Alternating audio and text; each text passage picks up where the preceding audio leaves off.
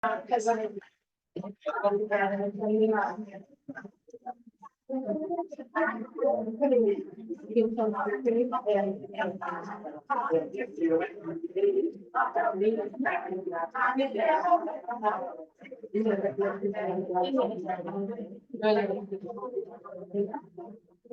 need to stand before the bed. Yeah. Well, when I go, yeah. I'm doing it today and then I'm doing it Wednesday. And it's be like, you know, the night team. I'm just letting you know. Thank you. I need that class. I will be.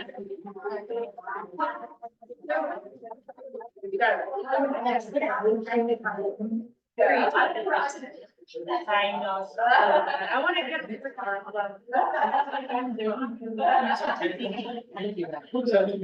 I just want to make sure.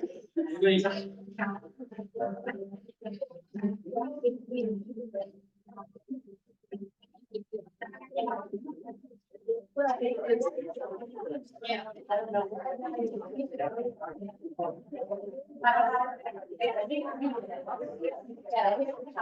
Wow. How long have you heard that? You're making it wet.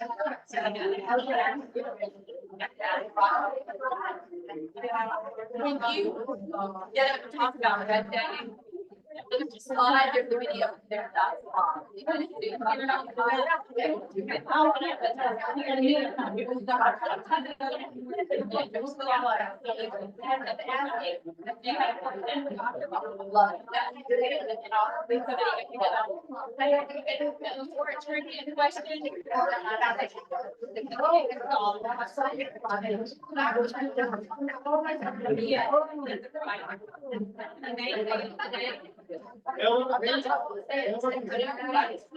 I was like, what?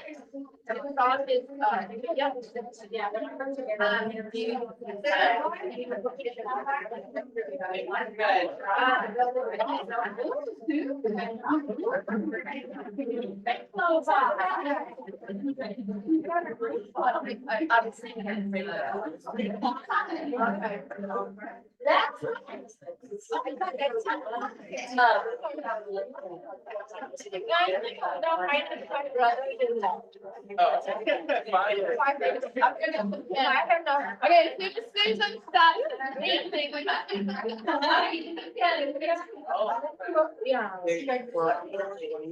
yeah. You're right.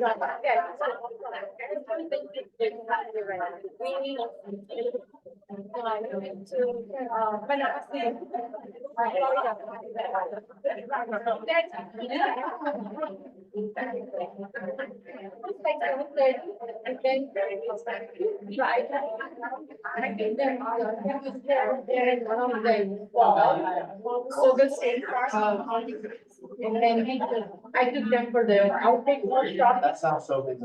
And I was so sick Saturday and Sunday. All I did was slack. Very sick.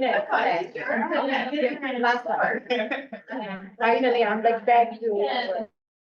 But we can go right. No. Oh, yes. Okay.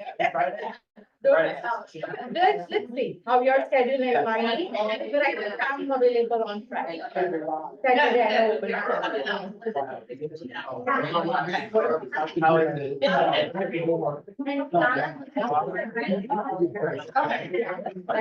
So there.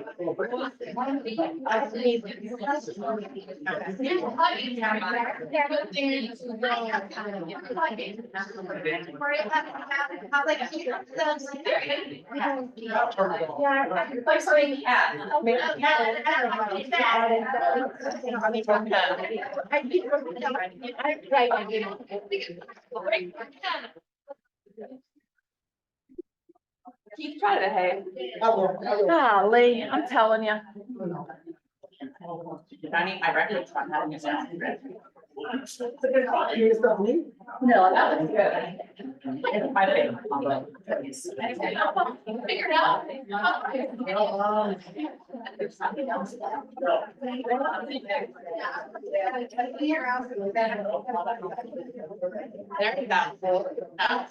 do have one.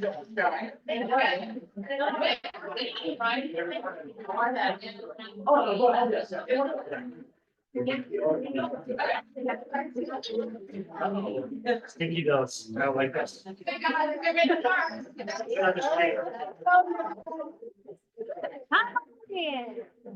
guys. Oh, yeah. Down, Raven.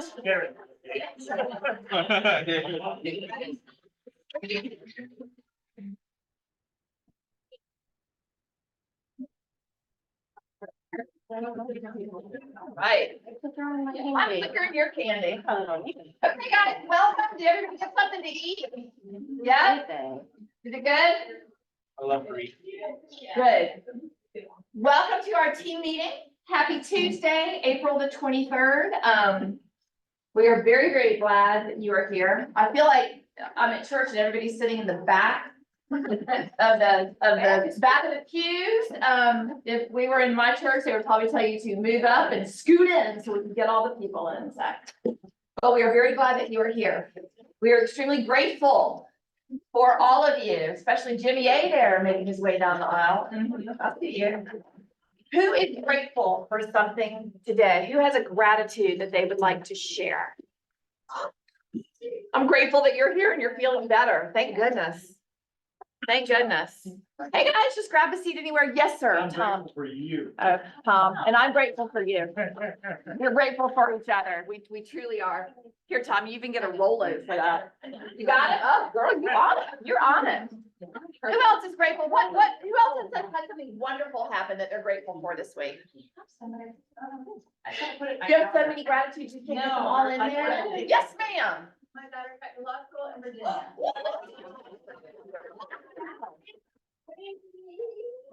That is huge. Congratulations. That's a whole lifetime of dedication and work right there just to get in. Yes, ma'am, Marcia. I had a client event last Thursday in the station. I had about 50 people to come to. That's amazing. What? Hot sales and conversation. Cocktails did it. It was a great event. Congratulations, that is wonderful. Yes, sir.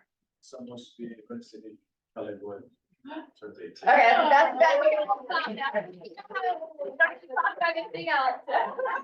Thank you for sharing that. I remember. Oh, well, thank goodness. That's a great. I would like to say, and I'm very grateful for the whole team at Onward, but Tammy for getting my client over the finish line and for closing in a very tight turnaround, because she kept like vacillating, like, who do I do my loan with? And I'm like, hello, we're running out of time, so thank you.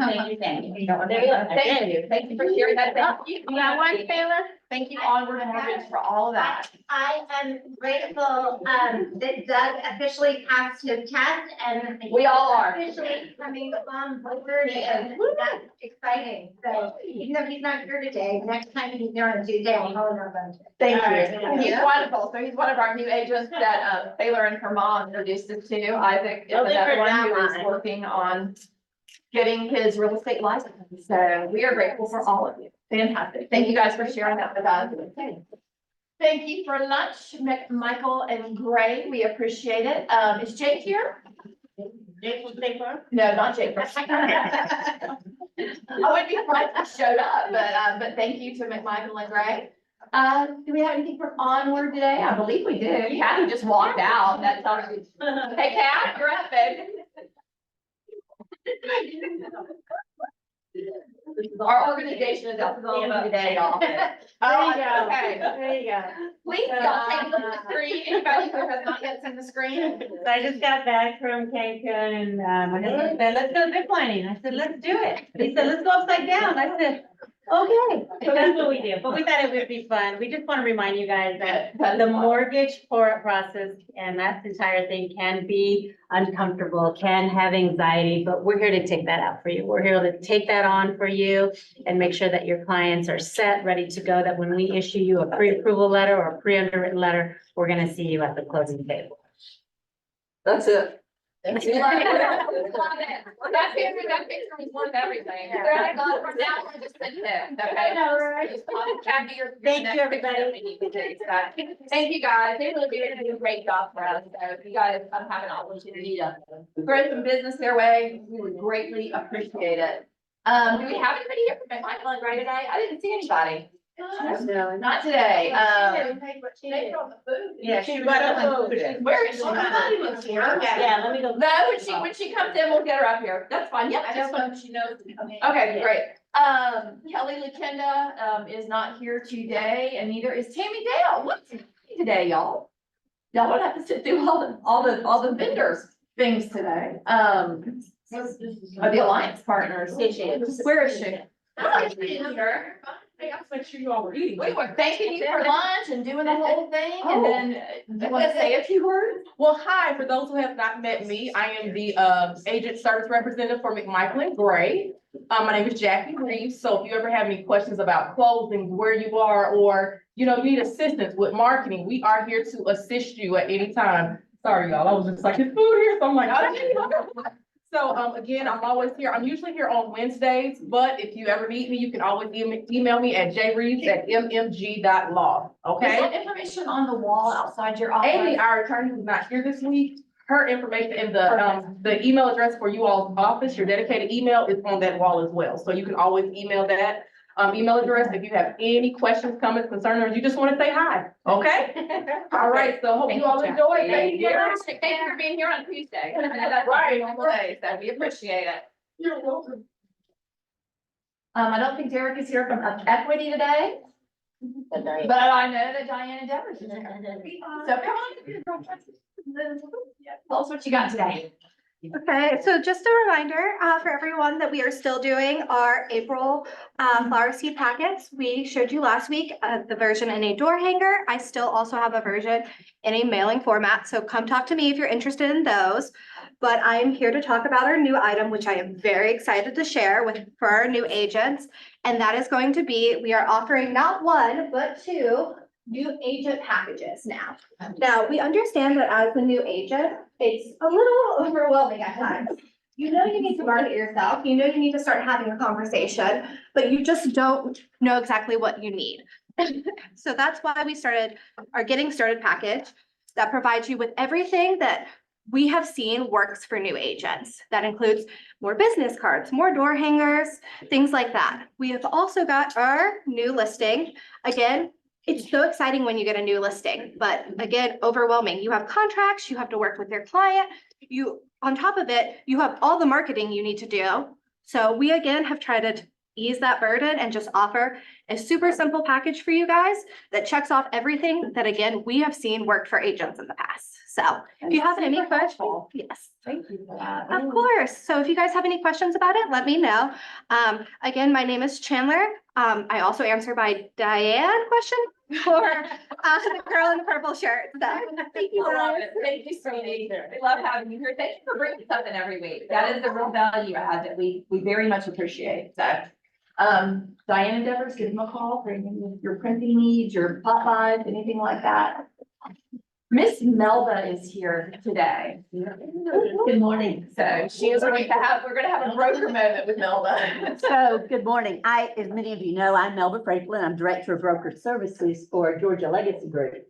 One of the things I do is every month I go to a team meeting of a different market center. And what I do is I carry the same message every month to each market center. So all of the agents throughout Georgia Legacy Group get the same message.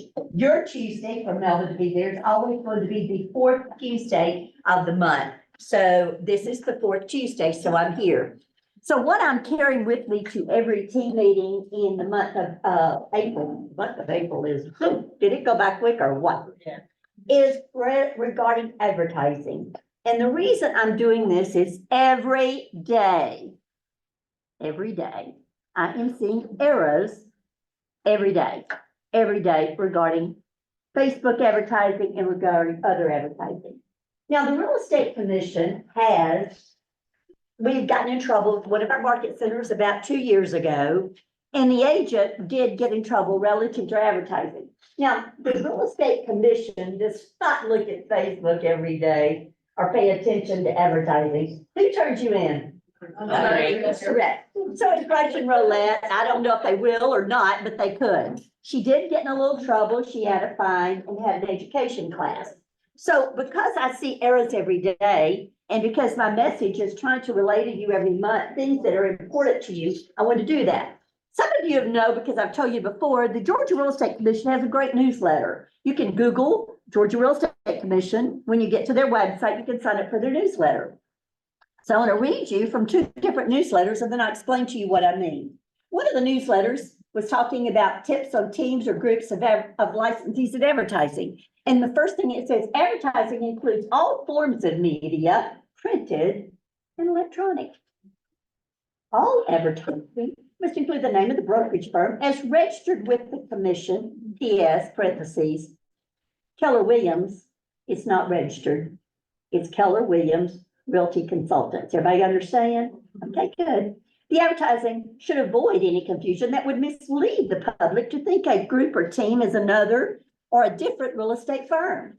And then on another newsletter, it talks about fair housing. And it says, it is unfair trade practice to intentionally advertising material which is misleading or inaccurate in any way, misrepresents any property terms, values, policies, or services of the business conducted. The purpose of the Georgia Real Estate Commission is to protect the public from harm that could occur from their dealings or relationship with real estate brokers. So I tell you this. We all got a license, right? Yes. Did you know your real estate license did not allow you to sell real estate? Yes. Your license doesn't allow you to sell real estate just because you got it. The only way you can sell real estate in the state of Georgia is to be connected to a brokerage. Everybody got it? Now, if you conceptually get that, you're fine. Because you can't sell real estate with just your name. You have to be connected to a brokerage, right? The Real Estate Commission says it protects the public. The Real Estate Commission said all advertising that must include the name of the brokerage firm is registered with the Georgia Real Estate Commission. So we get these really pretty logos for our team or for just us. They look good, don't they? You can't sell real estate with that pretty logo. The only way you can sell real estate is connected to a brokerage. So I use Mike and Stacy Dodson as an example because they got one of the cutest logos. And when I first saw it, I said to them, love, love, love your logo. But every time you put it out there, you've got to have, and they're with Keller Williams North Atlanta, you got to have Keller Williams North Atlanta. So what Mike did is he embedded, I might not be using the correct word, here's his logo pretty, but he also put it can't go out there without that other little part to the side. So his logo still stayed the same, but to the side of it. Now, did it say it had to be big? No. Doesn't have to be big. That's specific advertising. We're talking about general advertising. But you have to have your brokerage name. So I just got through telling you every single day I see an error that makes it look like you're a real estate company. Remember, the real estate company, the real estate commission is to protect the public. So when you look like you're an independent company, you're messing with the public, which then goes back to misleading advertising.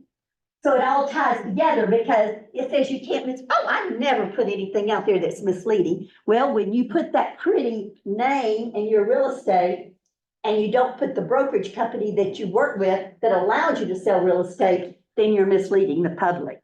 Remember, I'm the kind of person that likes to tell you what's wrong, but I also like to explain to you so you understand it makes sense. So your name, your pretty logo can't sell real estate, only with a brokerage company. You got to protect the public. It can't be misleading. You can't just put your name out there as a matter of fact, all of your signatures on your email that says realtor or blank, you should really have your brokerage company with it. If you get in the habit of always putting your brokerage company with your name, then you'll be fine. Everybody got it? We're just seeing a lot of errors. I don't know that somebody else is not gonna turn you in, but it's my goal to help you make sure you do it right. Are there any questions relative to advertising? Wow. Oh, sorry, yes, we have a son that's getting his license and he has to be 3.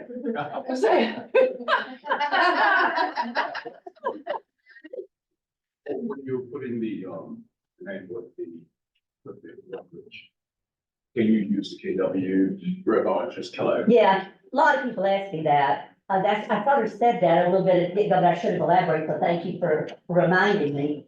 Keller Williams is not registered with the Georgia Real Estate Commission as a DBA for your brokerage, unfortunately.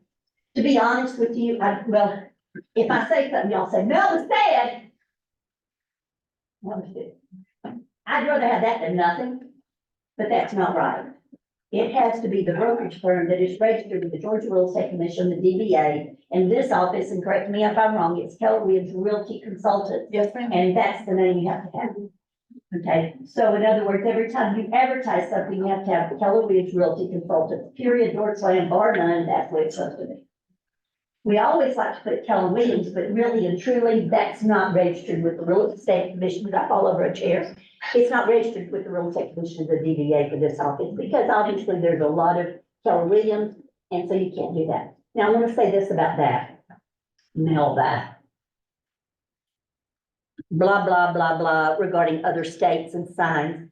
I've said this and I'll say it again. Georgia has one of the most unique advertising laws with the Real Estate Commission than any other state. I know that in Texas, you can do Keller Williams all day long.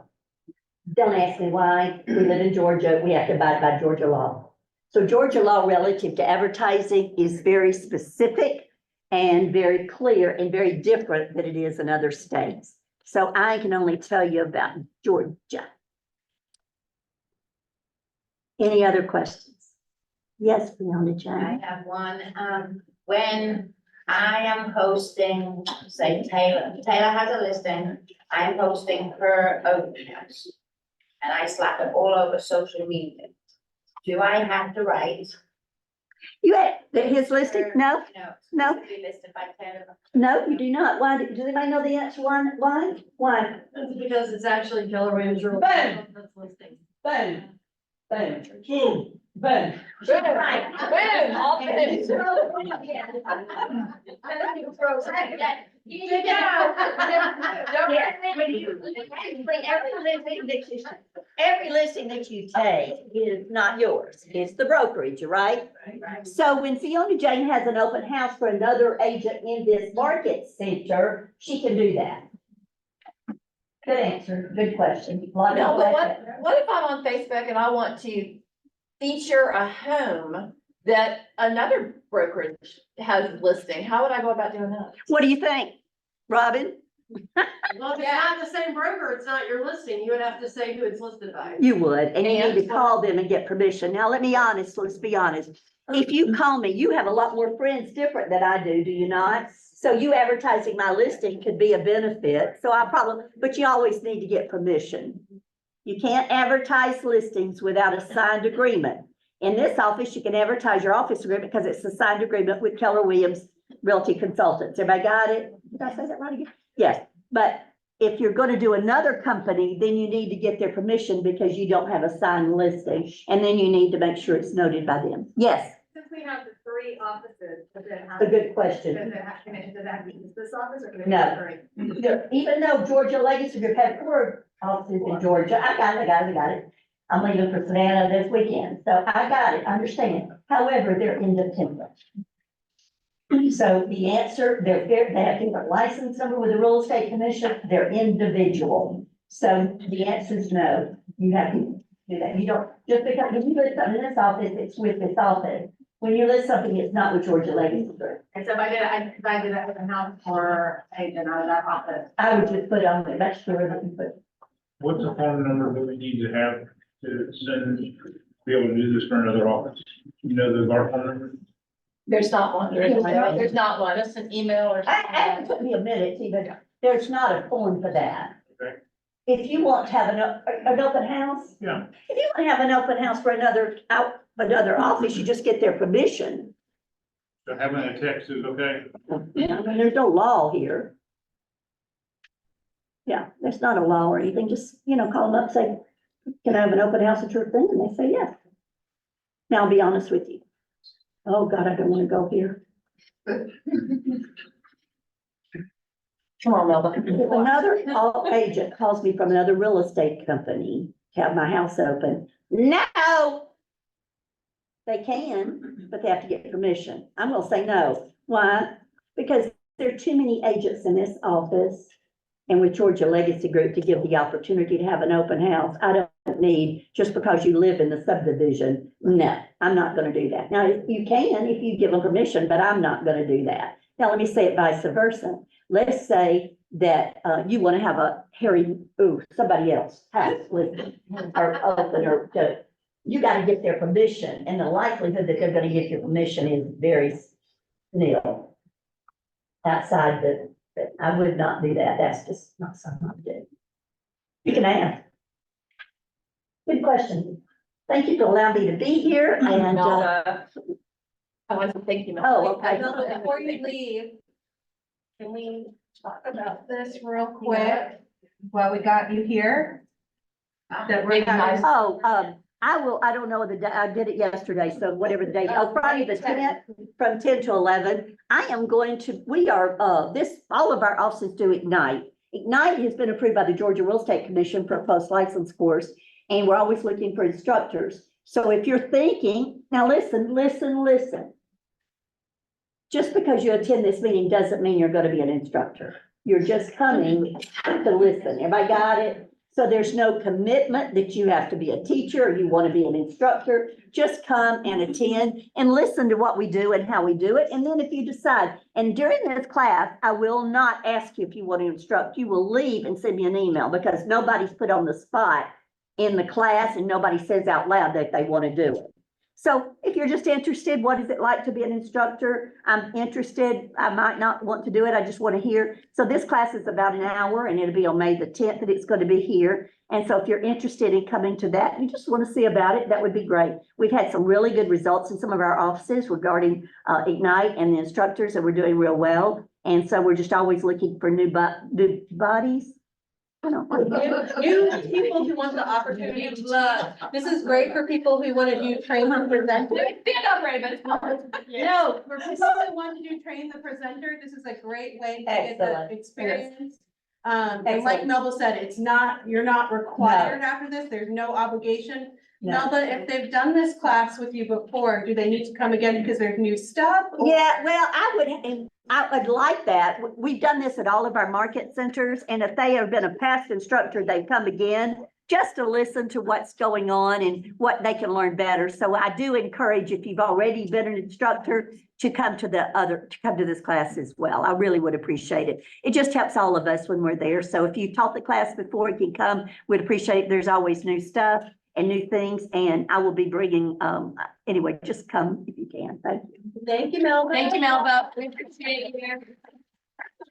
Like mine, the real estate business right there. And this is a great, if you wanna, you're thinking about doing different things in real estate. come to this Hone your class. leadership skills, right? Hone your Hone leadership skills. skills. Featured events, we have a lot of things coming up, and remember, you guys are gonna get all these slides, so you don't have to worry, about remembering all of this. But Friend Inspections 101 is gonna be April the 23rd, that's today. I caught that. Today. It's gonna be today from 1 to 2 in this very room. So if you want to know more about home inspection, come on to that class. State of the Market, also known as Chart Masters. April the 25th from 9 to 12. This is going to be at the Country Club of Roswell, okay? This is a great session to attend. They go deeper in depth. I know you guys get your daily stats, but here they go deeper into what it means, how it's going to affect you, and how you can have these conversations with your clients. So if you can attend this, you do not want to miss It's it. not good to attend, in my opinion, it's mandatory. All right, because I have a class on I really April tell you, 25th. how many have you been before? Did you get something from it? Absolutely. All right, there you go. Look, be there, and be there on time. I mean, the value is too good for you not. And I have been 50 times and heard this kind of chart answers, not just from Andy and Leslie, but from others. You need to be there. There's value in going. Andy gets into the numbers and Leslie gives you the scripts to work with buyers and sellers. So I really encourage you to be there it's this Thursday. And it's gonna be a special one this time because we also have Glenn Kirby coming to talk about marketing your value, which is definitely something we all need to know how to do right now, right? And he's it's the general not manager. going to be recorded or on Zoom, so come in person. And you need to register. So when you get these slides, scan this and register for the class or pull out your camera. If you don't register and you want to come at the last minute, come. You don't understand? Does everybody get that they need to be there on Thursday? It is very informational. How to articulate your value to your clients. Value two. This is an incredible class, especially where we are now with the NAR settlement and everything that's going on. We've always done very well articulating our value as listing agents. Sometimes we struggle a little bit as buyer agents. This class is going to help you put together your value proposition so that when you present it to your buyers, they will have no question of what your worth is. So we definitely want to, if you haven't taken it yet, I know a lot of you have, this is the last opportunity to take this class.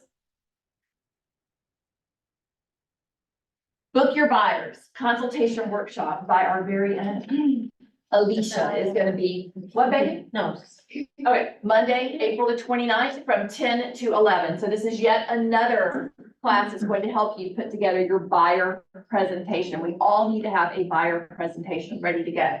Social media 101 with our very own Markia, sitting back there in the back. I walked into Markia's office last week and Markia had, I don't even know what was going on. I was overwhelmed. She had like a Facebook Live and an Instagram Live, and she was like, I know I can get them to go at the same time. And she had all this stuff going on. It was amazing. And guess what? It's working. It's absolutely working. So on Monday, the 29th from 11 to 12:30, be here and let Markia help you with what she's mastering it as she's moving forward with it. She's learning. So let her help you with that. It's one less thing that we have to, struggle with. She's already put in the time for us. So we appreciate that, Markia. Mr. Ross. that time It again? is that time again. Would you like to come up and talk about Red Day, sweetie? Yes. So Red Day, what day is it? May May 9th. Okay. Who doesn't know what Red Day is? Thank you. Thank you. So Red Day is a day where around the world in all of our Keller Williams offices, the doors close and we go out in the community to help. And we've got a good start on volunteers, but we still need more. So kind of just a recap of the day, it's between 8 and 8:30. Breakfast will be here that morning. And then our day starts out at either Homestretch or Foster Care Support Foundation in the morning. Then there'll be lunch here around noon, and then foster care in the afternoon. Now, Homestretch, if you volunteered for Homestretch, everybody familiar with Homestretch? No. We played a video one day. We will be working on the exterior of some of the houses that some of the families are living in right now that are in a transition from either, a tragedy in their life, homelessness, whatever it may be. So we will be working on the outsides of the houses, maybe planning landscaping, painting, working on the playground. If it rains that day, then everybody will be shifted over to Foster Care Support Foundation. Okay. I've got 3 sign-up sheets, which I'll pass along. Please, if you sign up, please plan on attending because you might be taking someone else's slot that wants to attend. Okay. Any questions about Red Day? Roxy, will we get further on information on like where to be? Yes. Perfect. Yes. Okay. Yes, Mark Ellsworth, who is the commercial agent, I don't think Mark's in here, is spearheading Homestretch. And then we have Lorinda, and Lorinda, where are you at? She's not here, okay. So Lorinda and Diana Thorne are the liaisons for Foster Care Support Foundation. And then we have, what am I missing? I just went blank. Homestretch, Foster Care. North Fulton. North Fulton, okay, the backpacks. Yes, backpacks is Renee and Marinelli. We just got our first contribution in for backpacks. we're doing a backpack and school supply. Which will actually go past Red Day. So if you're interested, there'll be a QR code going out. And you can actually register from Amazon. We're gonna have a bin over here too, where you can bring in backpacks. This is for North Fulton Community Charities for the middle schoolers. Okay, so I'll go ahead and pass these around. Does anybody have any questions? So just to confirm, everybody, the day of, we're all gonna show up here first, and then we'll, right? Thank you, Raven. You're doing a great job. Isn't she amazing? Let's do it.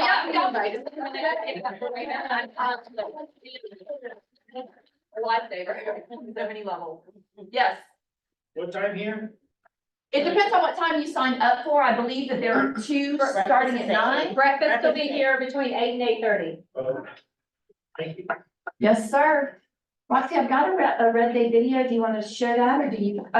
Yes, ma'am. Jake is here. Oh, what?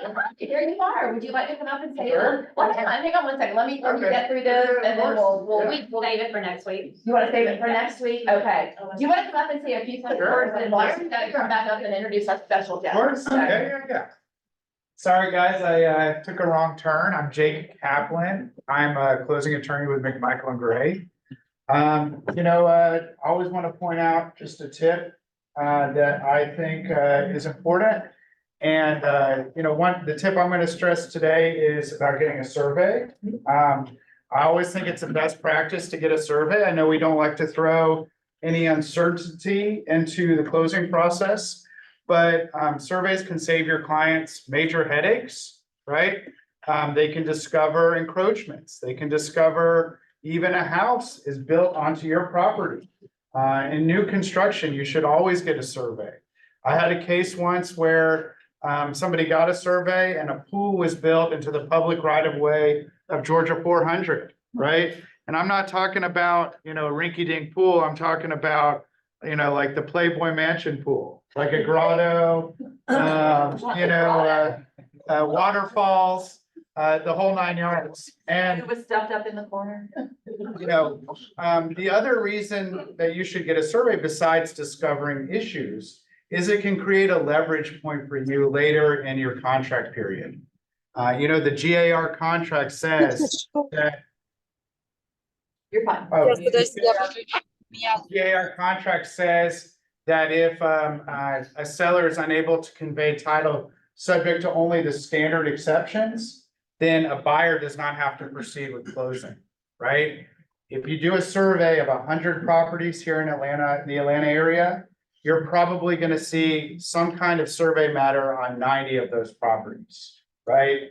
And so, that can create a point of leverage where you can go to a seller and say, we want X, Y, and Z done, or we're not gonna close, right? You guys are better at negotiating than me, so I'll let you figure out how to communicate that. But it just creates a leverage point for you. Other than that, I just want to say thank you to everybody. It's always a pleasure to meet our wonderful Keller Williams agents. Again, so sorry I was running a little behind today. Try to get over here as quickly as I could. And I'll be here if you have any questions about real estate, closings, legal descriptions, and the whole nine. Thank you so much, and thank you for lunch. We greatly appreciate it. We're gonna have Miss Roxy come back up. And she's gonna introduce our very special guest, Dr. Bob over there. So take it away, Roxy. Okay, so we have a guest today. It's not Dr. Phil. Okay, it's Dr. Bob, Dr. Bob. And Dr. Bob has been here, I believe, this will be your third time? Third or fourth. yeah. Third or fourth time, and so he's in a hot demand. A couple of you have reached out to me and have said, we have a question we want to ask Dr. Bob. So in front of you, you've got a little sticky note. That there may be something that Dr. Bob says today that triggers something that you just want to ask. We have a free psychologist here. Okay, the psychologist, I have a daughter that goes to see a therapist and it's not cheap, but it's very well worth it. So if there's a question that you have that you want to ask Dr. Bob, feel free to write it here, and after his presentation, we'll have a few minutes for questions and answers. Does that work? Also, Dr. Bob loves going to the Masters. Who's been to the Masters tournament? Okay, so a few of you, so we might touch on a couple of trivia questions for the master while he's here too, so. Up You here, could say Dr. I got grandfathered in. You got Oh, grandfathered in. Okay, dad jokes, I love it. Okay, okay. So up here is his bio, and everybody can read it. Everybody's loved him being here before, so I'll welcome you up here, my friend, Dr. Bob. You need some more coffee?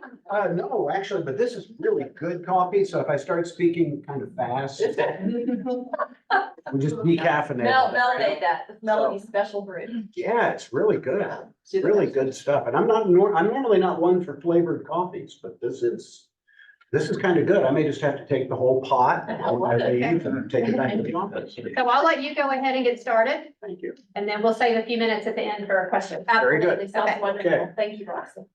First of all, good afternoon, everybody. It has been a while since I've been here. How many of you have I met before? Oh, good. So I can lie a little bit. I always like to check. First of all, as Roxy said, I am a licensed psychologist. I do a number of different things, but I think it's really helpful for you guys to sort of, before I really get to talking about what I wanted to talk about, that I tell you a little bit about how I operate, how I view the human person, because that will give you something of a sense of the framework from which I operate. Basically, let's see how we're doing today with these. Oh, good markers, good markers. Very good. They're not working at all. Oh, they actually are working. I was like, oh, sarcasm. We all got scared for a minute. Like, okay. All right. One of the things that often happens when we tend to look at the human person is there's a tendency to compartmentalize, right? And we do that in this profession, in my profession, a lot. So I want to talk to you a little bit about, if you imagine a human being as kind of like that. There are components, but the components of a human kind of overlap. And I'm going to tell you what the three of them are, at least from the point of view of a psychologist. Not all psychologists will agree on this, by the way. But that's because the ones that don't agree with me on this, well, they're wrong. So you didn't. Is this being recorded? I'll take a sip on that. All right. Think of a person as having, and this would be all of us, as having basically three components, right? And they all interact. In fact, you'll see there's even a space where all three of them come together. The first component to a human being is physical.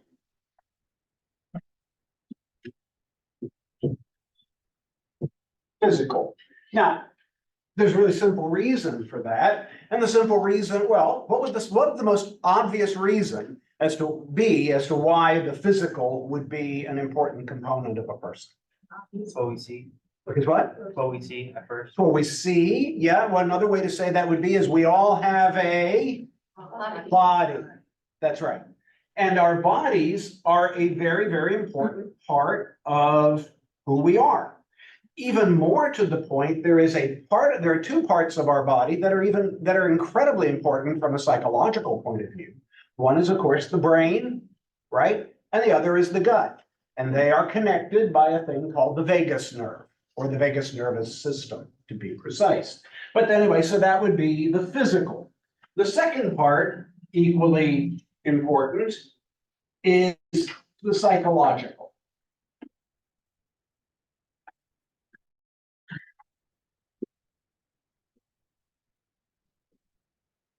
Okay. The psychological has like a cognitive component, in other words, what you think, right? And how you think. It has to do with internal dialogue that you have with yourself. Okay, so that would be the second of it. And then the third part, and this is the part that psychologists generally are not really comfortable talking about. I happen to be, just because I have a master's degree in the field, so I do talk about it, and that is the spiritual. All three of these go into making up the human person. Now, when we talk about the spiritual, we're not just talking about like the religious. We are talking about those aspects of what it means to be a person that are transcendent. In other words, they kind of resist definition because they talk about a human experience that is beyond necessarily what would be physical or psychological. I'll give you an example. Coming out of your home or coming home one night, you turn onto your street and there is a magnificent sunset. And when you see that sunset, you almost feel something in watching that, something that says this is more than just the mere act of the sun, the Earth's rotation, sending the sun below the horizon. If you want to get a sense of the spiritual component, take a look at how many people responded to the total eclipse of the sun a few weeks ago. Right? And you can see that people are responding to more than just the moon coming between the earth and the sun, right? They were responding to much more than that. Even people who were not necessarily religious people were saying things on TV like, wow, I felt like this is such an important spiritual event that I had to be here to see it, right? Now, from a purely physical or psychological point of view, it's just a phenomenon that happens when the moon comes between the earth and the sun. But it speaks loudly to an experience that all human beings have, and that almost resists definition, but we know it's real. How many folks in here are married or in a relationship, committed relationship? Good, okay. Then you know what the experience is of falling in love, right? But now let me ask you, can you define it? Can you define it? I can't. Why can't you define it? Because it's an experience. It is at its core a spiritual experience that goes beyond our ability to put it into words. Now, a lot of times we don't really like talking about this in psychology, but it's an important part of what it means to be a person. So I think if we don't acknowledge that, if we don't try to at least say this is what's on the table, then we leave out a large chunk of who we are. Now, all of these are very, very important, and each one of these can be broken down into almost an infinite number of subsets. But I'm just going to leave it at that for a little bit, because what I want to say is this. All of these are important, and they all need to be kept in balance. If we were to take this self and turn it on its side, pardon me, I am not a good artist, but now we're going to turn that on its side, right? Put a little ball underneath it. The important thing is if you're standing on that self, is keeping all of those things in balance. All right? And that is ultimately what the task of a psychologist is to help people keep all of that in balance. And in the case of some where somebody gets a little out of balance here or a little bit out of balance there, helping them get back to where there's some equilibrium. All right? Now, what I want to talk about today, and this is all by way of prelude, because this is important, because this is where, this is kind of the foundation of, this is kind of the foundation of how I work. I look at all three of those. That's why what I do is I practice something that is called integrative mental health, because I try to look at the whole person from all of those domains. And I want to talk to you a little bit today about something kind of different. Last time I was here, I've always tended to talk about stuff that was really, really kind of practical. And I hope to do that today, but I want to do it today by talking about something a little bit more personal. And I want to tell you about something that has affected me and that has caused me to kind of have to regain my balance. And I want to then see how this experience that I've had could potentially apply to you and be helpful to you. I will sort of start by going back to last August. Now, I'm a pretty active person. I like to play golf and I like to get out and do a lot of different things. And my wife and I had been traveling up to North Carolina, and one of the things I finally had to tell her was, honey, I think I'm going blind. That got her attention. She said, well, what do you mean? I said, I mean that I can't see. And she said, see what? I said, I can't see out of my right eye. And Mimi said, my wife's name's Mimi. She said to me, she said, well, don't we need to get that checked? I said, I'm working on that right now. So I went and I got a field of vision test. And I found out that, yes, indeed, from about here down on my right eye, I couldn't see. So they sent me to see an ophthalmologist who took a look at the eye, and he said, I think you need to see a retinologist. So I go see the retinologist, who, by the way, this will teach you patience. You want to see patience, get involved in the healthcare system. You will see patience. And so I go see the retinologist, and he takes this thing and it's putting a bright light in there and he's looking all through. And finally he said to me, he said, well, I don't see anything organically wrong with your eye. Everything's reacting like it should. It all looks like it should look. I think maybe the best thing we can do to figure out why you can't see is maybe what we need to do is get you an MRI. I said, an MRI? And what are we looking for with the MRI? He said, well, we could be looking for any one of a number of things, but we've got to find out what might be causing pressure on your optic nerve that could be impinging on your vision. And I said, this doesn't sound good. And so off I go, and they strap me into the MRI thing, and I have to go through all that. And when I'm coming out, they hand me the disc, which turned out to be of somebody's hip. Now, I'm a psychologist. I know what the brain is supposed to look like. It doesn't look like that. But I can say that Mr. Gordon had some real problems in his head.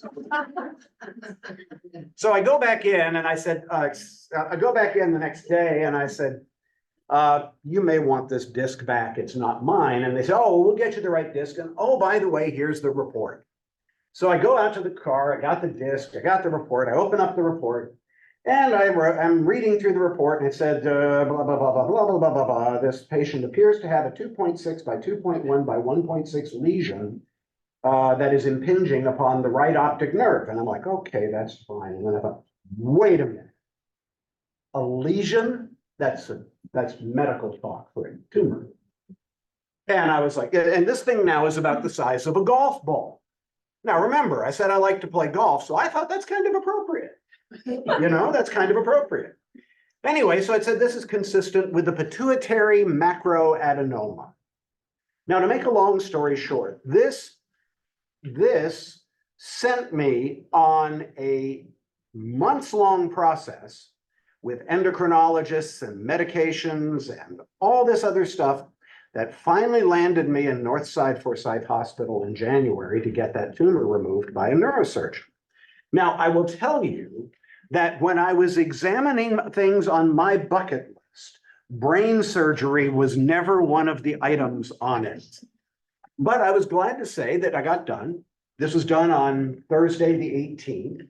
The following Friday, not that next day, but the following Friday, I was back to work. And I've been working every day ever since. Now, why am I bringing this up? Because everybody in this room is going to go through experiences that will knock you off balance, right? They will absolutely knock you off balance. So how do you maintain your sense of who you are, your sense of balance, when everything around you is changing really, really fast? And here's what I found very helpful for me. Some of it is when it came to physical, I had to make sure that I was practicing good physical habits. By that, what I meant was I had to be really careful about watching what I eat, making sure that I'm not kind of like poorly dealing with my emotions by eating badly, like stuffing down emotion by food. I had to make sure that I was doing so what you eat. I had to make sure that I was continuing to exercise on a daily basis. Now, I'm going to tell you a little secret. You want to stay out of my office, which I would hate to have you do that because, well, I mean, I got to make a living, right? But if you really wanted to stay out of my office, you know, the best thing you can do to do that is get out there and walk for 30 minutes a day. You get out there, that is the best antidepressant. That is the best anxiolytic. That is the best anti-anxiety medicine. That is the best thing that you can do for your health. Unless you have some physical reason why you can't do that, get out there and walk 30 minutes a day. There is no substitute for that. So those are two really big things that I needed to do to make sure that I was physically in balance. The other thing I would say on that, I mean, this doesn't apply to me because I don't drink alcohol, but it does, but since it does apply to a lot of my patients, I sort of have to say this. When you're going through something where you're all of a sudden under stress and you're really, really trying to maintain or establish your balance, then one of the things that I would say is you want to be really careful to watch. That's the sign for ethyl alcohol. Watch your alcohol intake. Glass of wine at night, not a problem. 6 glasses of wine at night, problem. That'll really mess you up. So those are some things on the physical side. In my case, mine was a little different. I had to watch what I ingested in one other area, and that was I had to watch caffeine. Did you know that one of the biggest health problems in the United States right now is poor sleep? Now, here's something I did not realize. This wonderful, wonderful cup of coffee that I'm drinking, the caffeine in this system, in this cup, is going to be with me until 10 o'clock tonight. The residue of that caffeine, it will, and what the way caffeine works in the human body is it sends you a signal that, or actually it doesn't send you a signal, it shuts off your body's ability to recognize when you're getting sleepy and when you're getting tired. So for my case, I didn't really have to worry about this that I had to worry a lot about that. Because, I mean, I'm a caffeine junkie, but I had to be very careful about that in managing stress and maintaining physical balance. Now, on the psychological side of things, here's what I had to do there. I had to spend a lot of time really, really focused on watching my thinking, not letting my thinking get ahead of myself, right? Not trying to think down the road to what the next thing is going to be, but just focus on what was going on right in front of me. Parenthetically, I would say for you guys, that's an important thing, because bear in mind, you are dealing with people every single day that is next to losing the job or losing a spouse or gaining a spouse for that matter. Next to those, moving, buying a home, all of the whole real estate process is like one of the top 5 most stressful events that people can go through. So every single day, you are being brought into the middle of the most stressful, some of the most stressful stuff that your clients will be experiencing, right? Now, you're gonna pick up that stress. Oh, and by the way, you may be going through similar stresses yourselves. Especially, I mean, I don't know what you guys have been talking about marketplaces, but you know, you don't have to read the Wall Street Journal every day to get panicked about where we may or may not be economically. So you get hit with the stress and you're getting the stress from this angle. So it becomes extremely important to manage that psychologically, right? That's a very, very critical piece. So how do you do that? Again, you start paying attention to what's your thought process like. I would say it's an important thing to do about every morning or every night. Pick a time during the day where you can sit down for 5 to 10 minutes and you can just jot down a few things that have been on your mind that day. You know, maybe things that have presented themselves that seem really important. And then when you do that, just ask yourself a very simple question. Is there anything that I can do about that, right? Right now? Is there anything I can do about that right now? Then the second question, if the answer to that is yes, then the question is, should I? Because not everything that we can do something about is something that we necessarily should do something about. Right? There may be something that I could do that Roxy might be able to do better. So why would I necessarily do that? So you want to take about a 5 to 10 minute period to every night or every morning, pick one. I find the bookends of the day are the best times to do that, where you jot that kind of stuff down and ask yourself those really kind of hard questions. Is this something I can do anything about?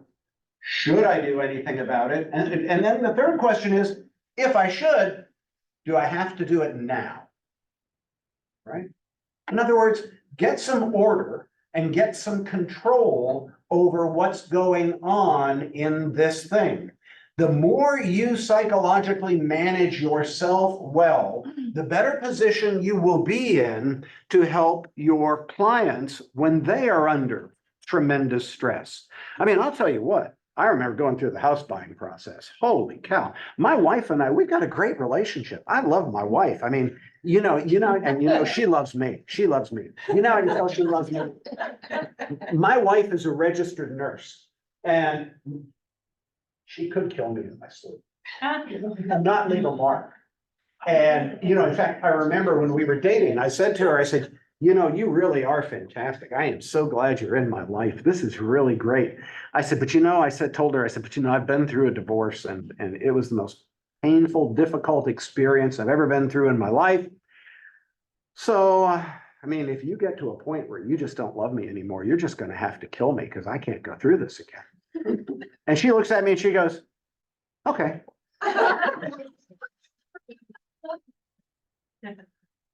Yeah, all right, I'm a little intimidated. I get it. I get it. Because here's the thing, she could and not leave a mark. And then 2 weeks, so 2 weeks after we get married, she said to me, she said, oh, she said, by the way, I meant to ask you this, before we did the ceremony. What's your life insurance situation? So I called up all my friends. I said, look, if anything happens to me, I want you to be looking between the fingernails, underneath the toes, in my armpits, look for little marks that could be there. Actually, you know, if you have a really good supportive relationship, man, that's worth its weight in gold. Anyway, and that's also an important psychological piece too, because here's another little tidbit for you. All psychological health is ultimately interpersonal.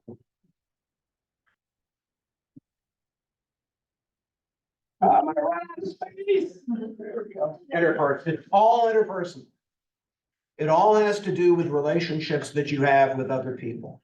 Either other people that are like we are right now, right?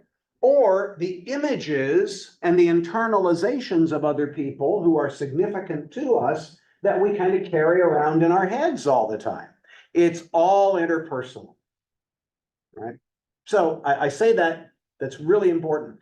By the way, if you ever want to read a really kind of good book on this kind of stuff, it's excellent. And it's not in language that, I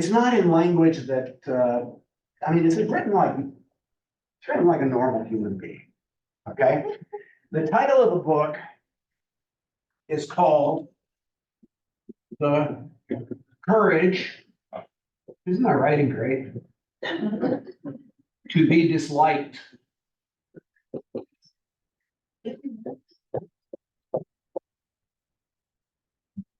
That's a great book. I recommend that to everybody. I mean, you know, the only reason I would not recommend something of mine is because I haven't written it yet. But I mean, until I do, I would recommend it. After you get done with that, there's a second one that these authors have written that's called The Courage to be Happy. And you may think, that's an odd title. Courage to be happy? Yeah, well, you know, it does take some courage to be happy because here's a dirty little secret that can save you a lot of money with a psychologist, right? Happiness is a choice. It is a choice that you make every single day.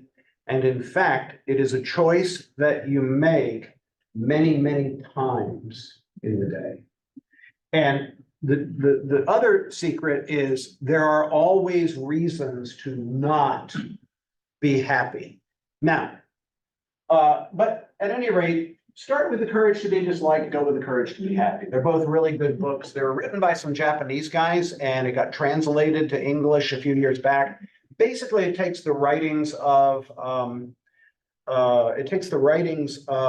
psychotherapist from the early part of the 20th century named Alfred Adler, and it brings it into the modern world. It's great stuff. I tell you what, if you get through those, you'll be in pretty good shape here. All right. Now, the final part in maintaining balance is spiritual. The spiritual. Some of that I mentioned is, some of that is like religious. Like if you are a particularly religious person, like I am, I mean, I'm a Christian. So, you know, one of the things that I do to maintain my balance is I make darn sure that I am spending time, at least about 15 minutes or more every morning. Generally, it works out to about 45, where I'm in some sort of devotion or meditation every day. I mean, it's one of those things where that's why I wake up at 4:30 every morning. Because I gotta have that time while the world is quiet, while the dog is still asleep, while my wife's still asleep, where I can get my coffee, sit down, do the stuff I need to do just to kind of get my headspace right. You know, now, obviously not a Christian, but the Dalai Lama made a great statement once. Somebody said to the Dalai Lama, they said, Holiness, how often do you meditate every day? He said, I always meditate for an hour every morning unless I have a terribly busy day ahead of me, and then I meditate for 2. You know, and now you may think, well, gosh, if you're really, really busy, I don't know that I have time. I don't know that I have time to spend in that type of meditation and reflection. If you're dealing in a stressful world, you don't have time not to, right? If you're going to be going out of your house in the morning and you are going to be face to face with people at some of the most intense stress points of their lives, you need to make sure that you are very, very much in touch with where you are internally, where you are spiritually, however that expresses itself to you. So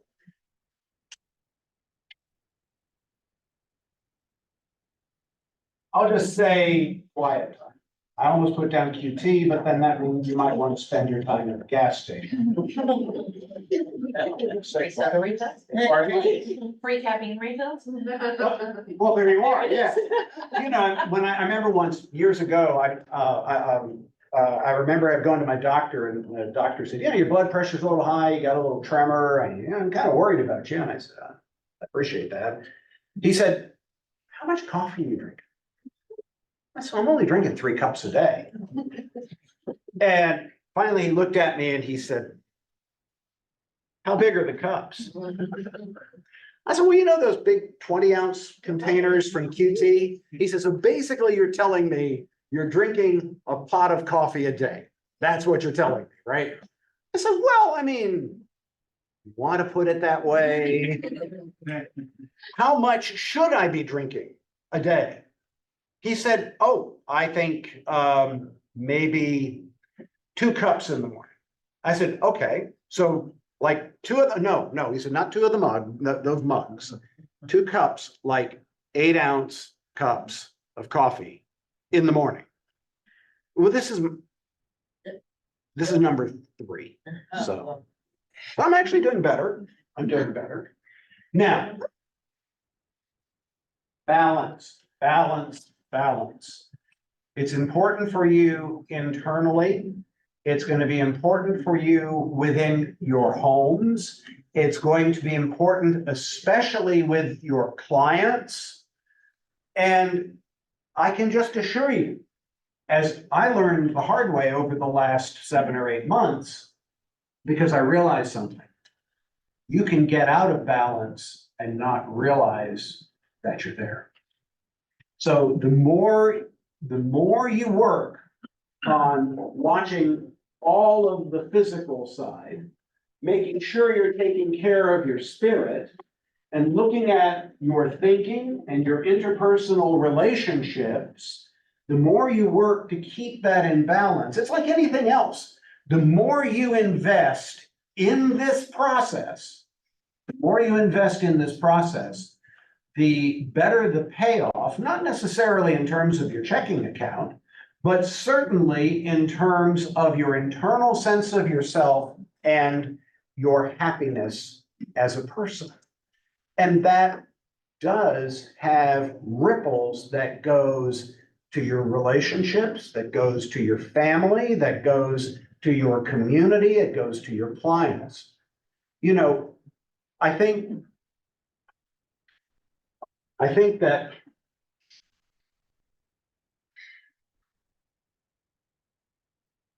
when people come to my office,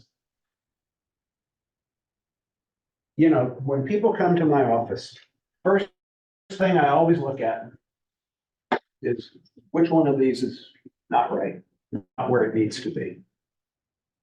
And, I have often found in almost every single case what they will say to me is something I mentioned just a few minutes ago. They will say to me, well, gosh, this is gonna take a lot of time. This is gonna take a lot of time. I don't know that I've got that time. And I'll tell them, do you have kids? In most cases, they'll say, yeah, I do. Okay. What kind of example do you want to set for them? What do you want to model for them? Do you want to model yourself as a person who is constantly reacting to the world?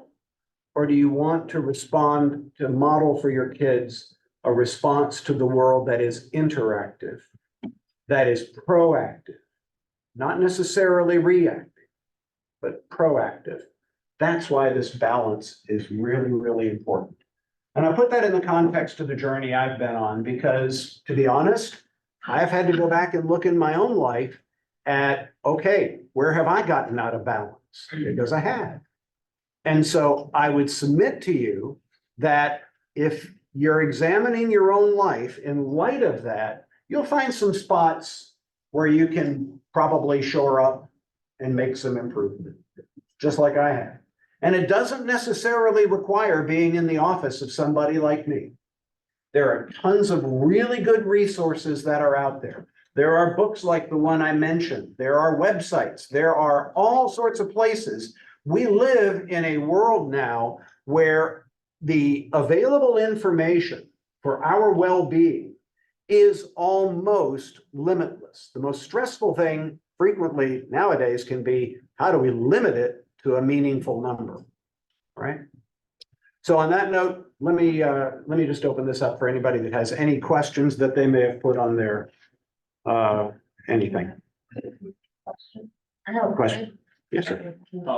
Name?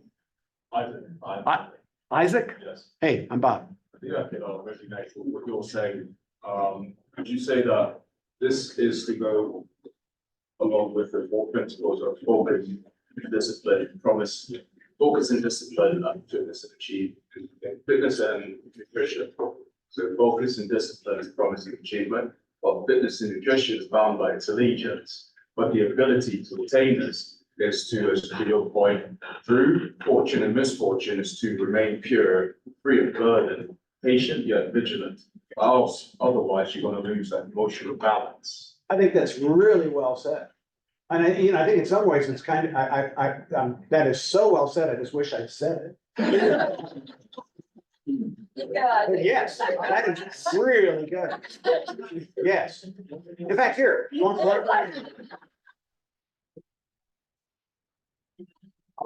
Pioneer. That's exactly it. Yeah, that's exactly it. Yes. So my You are? question, Alicia. Alicia. So my question is more around young individuals that are suffering from anxiety so much. How is that coming to be? When I was young, we didn't have those issues. So what are you seeing as the symptoms for why they're experiencing so much anxiety, so much depression, suicidal thoughts and tendencies? I think that's coming from a couple of different areas. One of them, and research is pretty clear on some of it.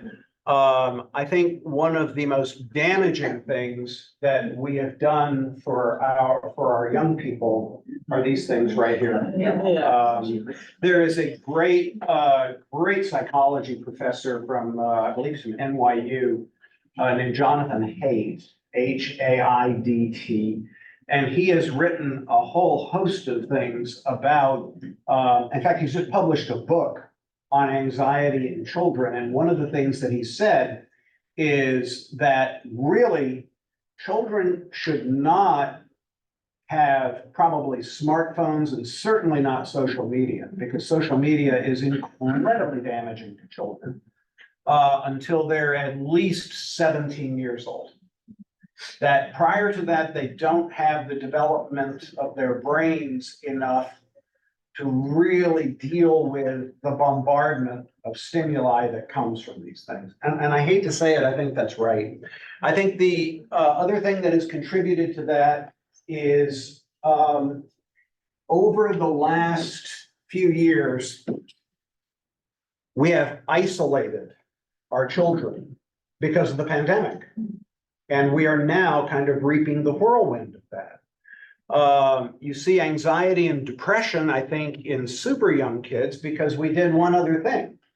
And that was in addition to isolating people, right, and keeping them out of school and having them basically being educated by screen. Remember, screens are not great, right? In addition to that, especially for the younger children, we then covered up their face. And we did that at an age, particularly with 5 and 6-year-olds, where they are not learning the social cues that they need to learn from reading facial expression. I've got kids that come into my office right now that when I hand them like pictures of different facial expressions, they cannot tell me what the emotion is that is being expressed on that face. So, I mean, and that creates, that creates real problems. I mean, I have seen kids that come into my office now at 9, 10, 11 years old who are actively suicidal, right? When I was 9, 10, 11 years old, I didn't even know what that word was. But they do now. And partially that's because it has been introduced to them through social media, except you'll notice I got my New York Rangers thing there because I'm a hockey fan. Speaking of things that can get you depressed, watch the hockey playoffs, especially if your team doesn't do well. But yeah, I mean, I see that a lot. Those are some areas in particular that I think can cause that. That's a grim answer. I wish I had a good solution for it. Yes. When you were here last time, you talked about some things to keep us out of your office, right? Some supplements. Yes. Can you share what those are for the new agents? You didn't hear it last time. Very simple.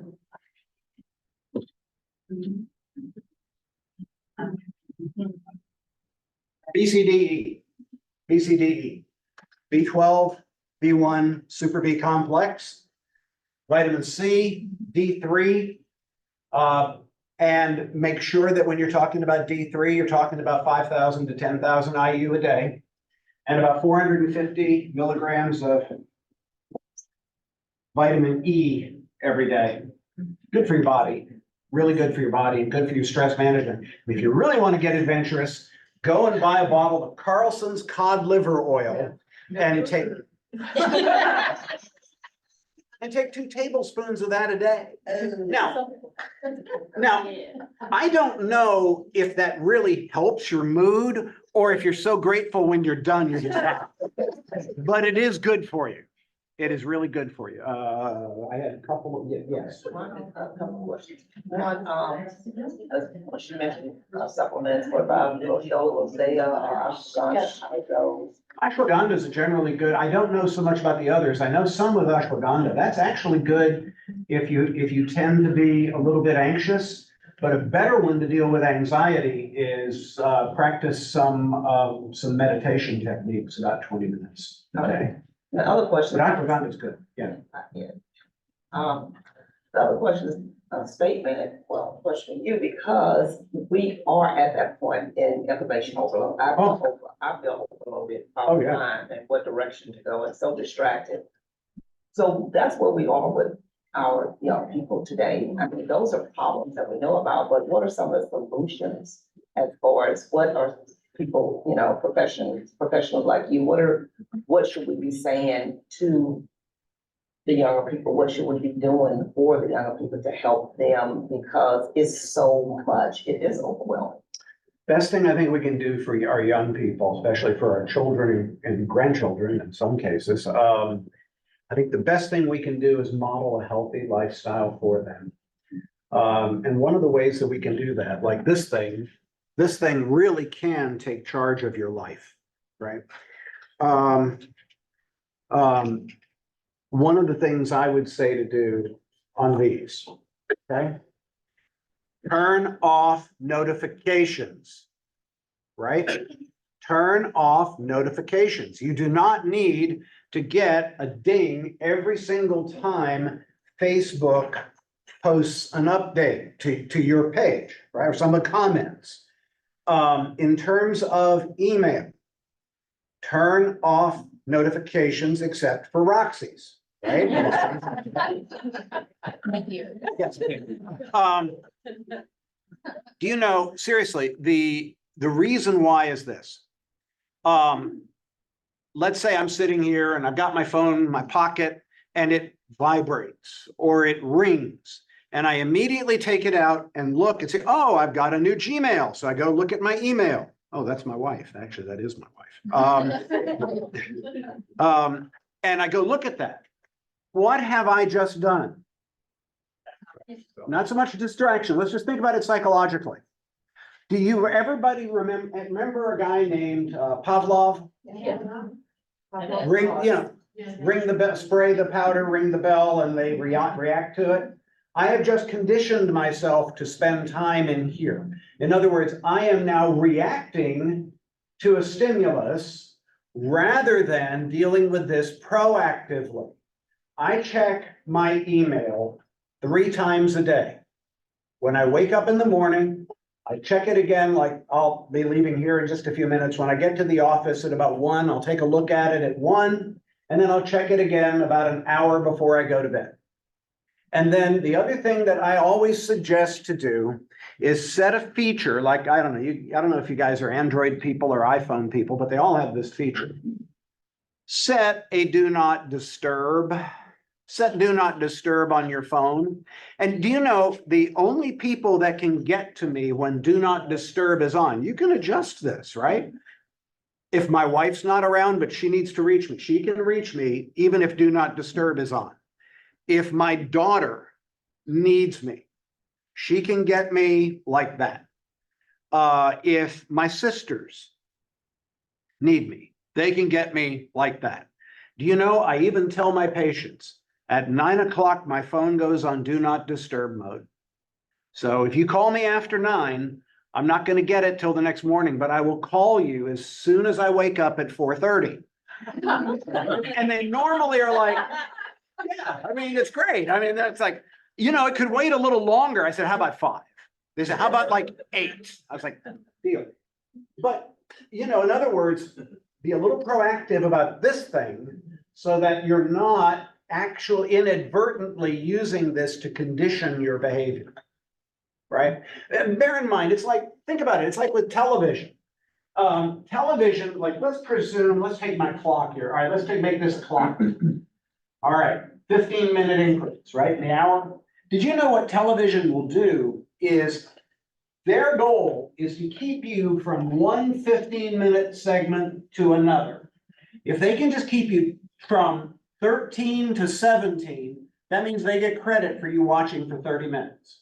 That's why when you watch TV, one of the things that they say, remember they say, and coming up, you're going to hear a story about such and such that they know is going to be interesting to the majority of people. And they aren't going to get to it. They'll tell you about it here, but they won't get to it until there because they want to keep you for 45 minutes for a rating cycle, right? But what they're also doing is they're conditioning your behavior. That's another piece that I would say. Did you know how long does it take the average American from the time they wake up in the morning until the time the television goes on? Very close. You're very close. She said 2 minutes. It's actually 1 minute and 17 seconds. What? That's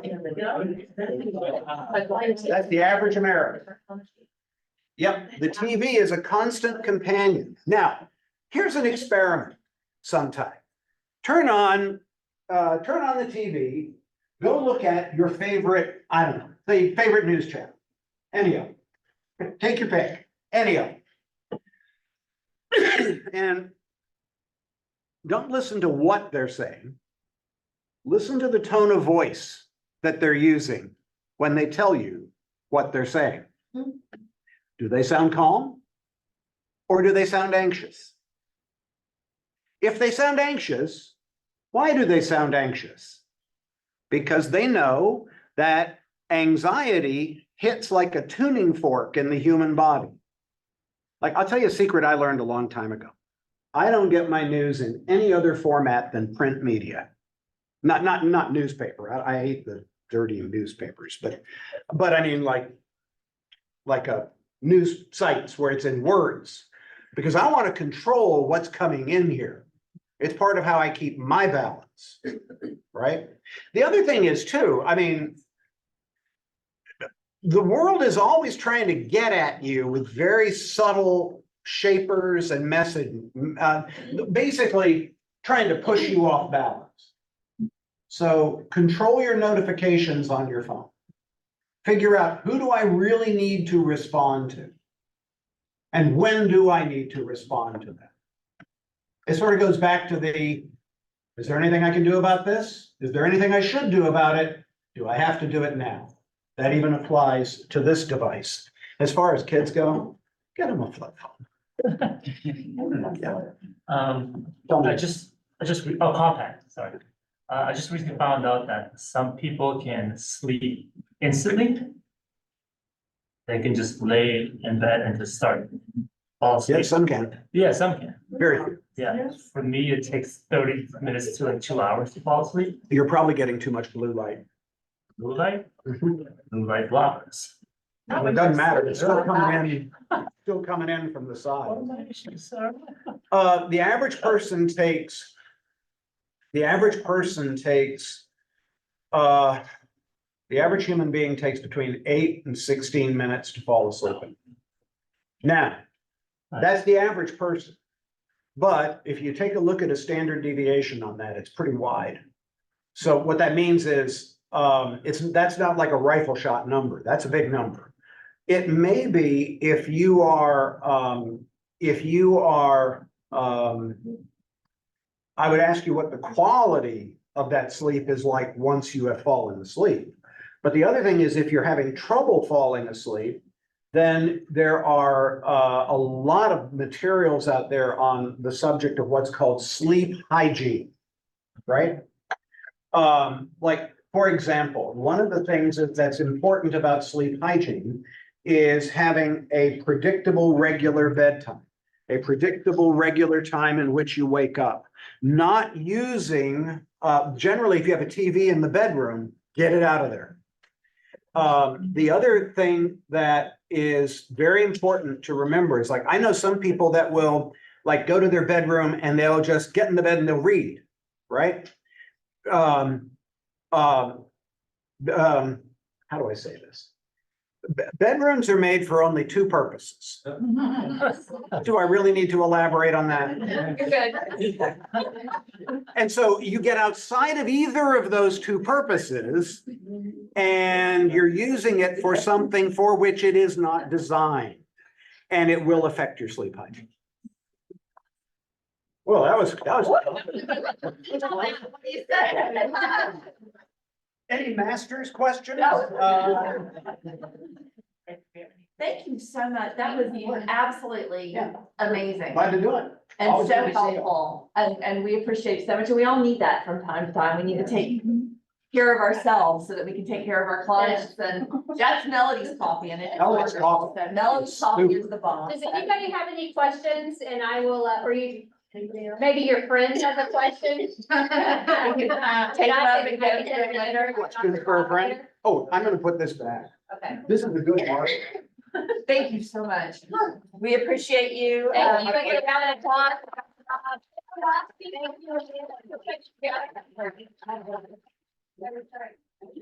Good to see you. We might be hearing from Gary Keller or something, his comment at the end. What did you learn at team meeting today? We learned what it is. Yes. That's true. Yeah. That's actually true. And yes, seriously though, sleep hygiene is really an important subject and there's a lot of good material on it. Thank you for that. All right. Thank you for the book presentation. Thank you for everything. Thank you. We appreciate you. Will you come back to see us? Of course. They want this water for the road? Yes, because I can use that. Dilute the to make more- caffeine. Yes, to Make dilute more caffeine. coffee. Okay, so thank you, sir. We appreciate you so much. That is it, y'all. That is our entire meeting for today. I'm gonna leave you with, there it is, Sharon had it up there for me. Never feel guilty for protecting your peace of mind, however you feel, Raven. So Raven strikes again. So that's it, guys. Everybody have a wonderful day. We are here if you need anything at all. Feel free to reach out, let us know. We can't help you if we don't know about it. So y'all have a great day. You too.